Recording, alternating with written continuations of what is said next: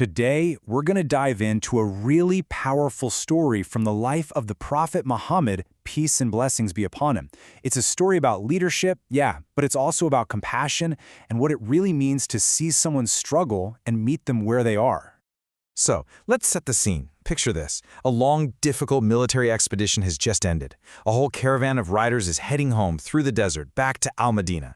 Everyone is just exhausted, All they want is to get home, the sun setting, casting these long, beautiful shadows. And this is where our story really begins.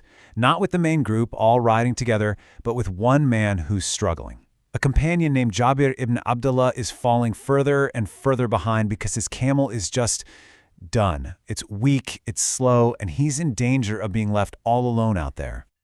But you know what? He wasn't unseen. The Prophet, who was leading the entire group, noticed him. He saw Jaabir lagging behind, and instead of just sending someone to check, he himself rode all the way back to see what was wrong.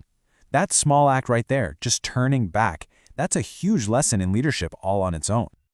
Okay, so what happens next is, well, it's pretty incredible. The Prophet tells Jaabir, "Make your camel kneel." Then he asks for a stick and he strikes the animal a few times, and just like that, this completely exhausted camel is transformed. It's suddenly full of this incredible new energy. I mean, the change was so dramatic that Jaabir's camel was now one of the fastest in the entire caravan. He could easily ride right up alongside the Prophet. But get this, the miracle? That wasn't even the main point of the story. It was really just the beginning of a much deeper lesson. So as they're riding together, side by side, the Prophet turns to Jaabir and makes a very strange request, something you just wouldn't expect in that moment. He asks to buy the very camel he had just miraculously healed. It's a fascinating question, isn't it? Why would he do that? Why offer to buy an animal that he just restored with a miracle? There's a beautiful wisdom here that's about to unfold. Now, Jaabir's reaction is exactly what you'd expect, right? He's full of gratitude and says, "Oh, messenger of Allah, no, please, just take it as a gift." But the Prophet gently says no. He insists that it has to be a sale. And so this gentle, warm negotiation begins. They go back and forth a bit until they land on a price, 40 dirhams, which was a silver currency back then. The Prophet confirms the deal verbally, saying, "I've taken it," even though Jaabir would keep riding the camel until they got home. And right after they settle the price of the camel, the conversation takes a turn. It shifts from this transaction to something way more personal. It was a doorway to a much deeper connection. The Prophet asks him about his personal life. And this isn't just small talk, This is him showing genuine, heartfelt care. He's seeing Jaabir not just as a follower in a caravan, but as a whole person, with a life, with responsibilities, with worries. And Jaabir's answer, wow, it just reveals the incredible weight this young man is carrying. His father had been martyred at the Battle of Uhud, and he was left to take care of his 7 sisters. So he made a huge sacrifice. He chose to marry a mature, previously married woman who could help him raise them, instead of a young bride like himself. And the Prophet's response is just perfect. He doesn't question it. He immediately validates him, saying, "You have done what is right." But he doesn't just stop at words. He promises to help organize a marriage feast for Jaabir when they get home, turning this private burden into a reason for community celebration. All right, so fast forward to the next morning. They're back in Al-Madinah. Jaabir, being a man of his word, brings the camel to the Prophet's house to finalize the deal. He's ready to hand over his miraculously fast camel. But this is where the story takes its final, absolutely beautiful turn. After Jaabir is called inside, the Prophet says these incredible words to him, returning the camel. And that's the first part of this stunning reveal. The camel was actually a gift back to him.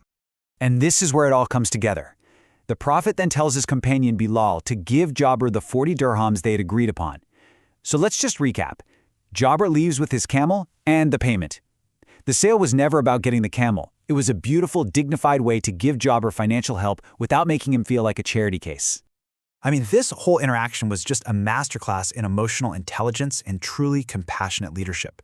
It wasn't about fixing a problem, the slow camel. It was about uplifting a person. There's a verse in the Quran that just perfectly captures the spirit of this story. It says that the suffering of his people was grievous to him.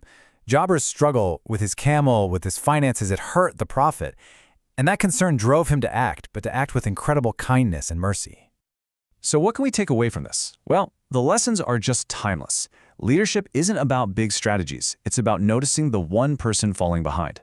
It teaches us that true charity has to preserve the recipient's dignity, and that real care isn't just words, it's actions that provide for both material and emotional needs. And it all comes back to this incredible gentleness, this mercy. There's another verse that explains that if he had been harsh or rude, people would have just scattered. But his mercy, which is described as a gift from God, is what brought people together and built a real, loving community. The lessons for us are so clear. That softness in how we talk to people, that's what builds real bonds. Asking about someone's life shows you value them as a human being. And validating their choices, especially their sacrifices, that builds a deep sense of loyalty and love. So in the end, this story, which you can find in narrations from sources like Seerah ibn Hisham and Sahih Muslim, is just this timeless, beautiful lesson. It's about so much more than a camel.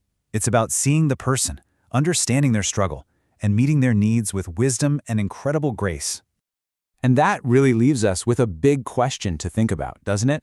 In our own lives, with our families, our friends, at our jobs, how can we be the person who not only notices when someone is struggling, but finds a way to help them with that same level of profound empathy and complete dignity?